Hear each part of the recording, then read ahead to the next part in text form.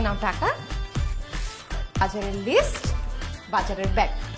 কি ব্যাপার ম্যাডাম, আপনি আমাকে টাকা, বাজারের লিস্ট, বাজারের ব্যাগ ধরে দিচ্ছেন কেন? বাজার করে নিয়ে আসার জন্য।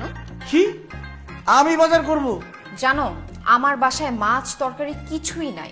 এই কয়দিন ভার্সিটির ক্লাস আর তোমাকে প্রাইভেট পড়ানোর প্রেসারে আমি বাজার করতে একদম ভুলেই গেছি।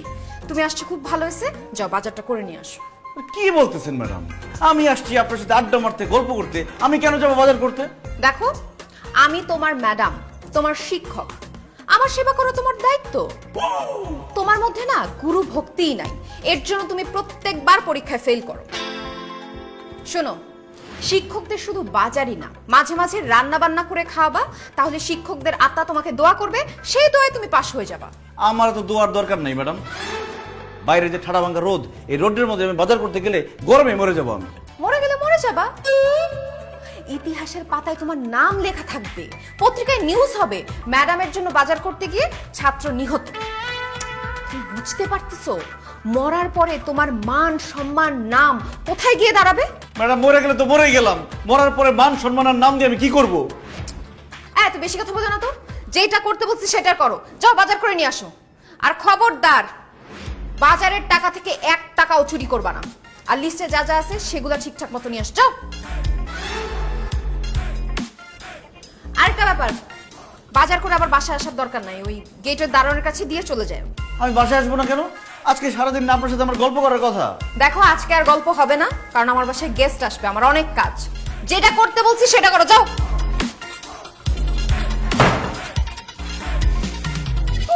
I just hate you, madam.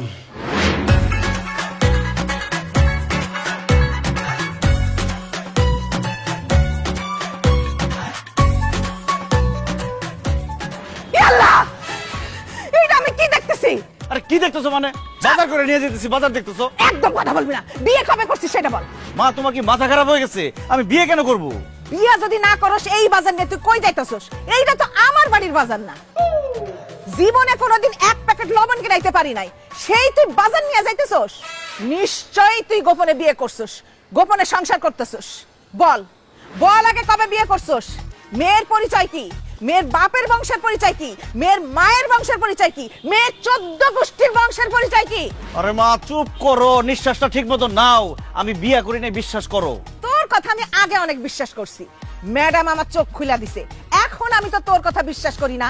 তুই যেরকম মিথ্যা কথা বইলা, স্যারের কিডনির অপারেশনের কথা বইলা আমার কাছ থেকে টাকা নিয়ে গেছস, তেমনি তুই বিয়া করে মিথ্যা কথা বলতেছস যে তুই বিয়া করস নাই।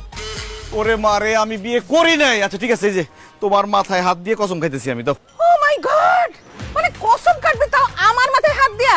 তার মানে তুই যদি মিথ্যা কথা বলিস আমি মরে যাব। আচ্ছা ঠিক আছে, এই যে আমার মাথায় হাত দিয়ে বলতেছি আমি বিয়ে করি নাই, কোনো গোপন সংসার করি না। বিয়া করস না, সংসার করস না, তাহলে এই বাজার নিয়ে কই যাইতেছস? ম্যাডামের বাসায়। ম্যাডামের বাসায় তুই কেন বাজার নিয়ে যাবি? আরে ম্যাডামের বাসায় বাজার নাই, সে আমাকে ডেকে টাকা, লিস্ট, ব্যাগ ধরা দিয়ে বললো যা বাজার করে নিয়ে আসো। আমি তো প্রথমে যেতে রাজি হই নাই, আমাকে একরকম জোর করে বাধ্য করছে বাজারে যাইতে।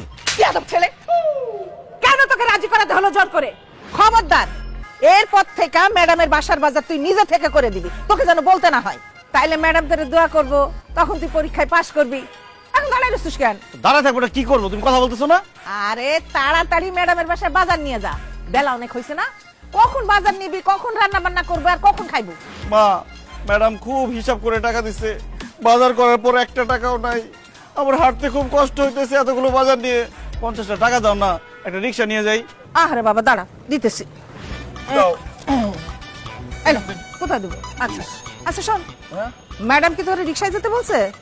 আরে না, রিক্সা ভাড়া তো দেয় নাই, হাইটে যেতে বলছে। হাই দাঁড়া, ম্যাডাম যেটা বলছে সেটা শুনবি। যা হেঁটে যা, রিক্সা নে।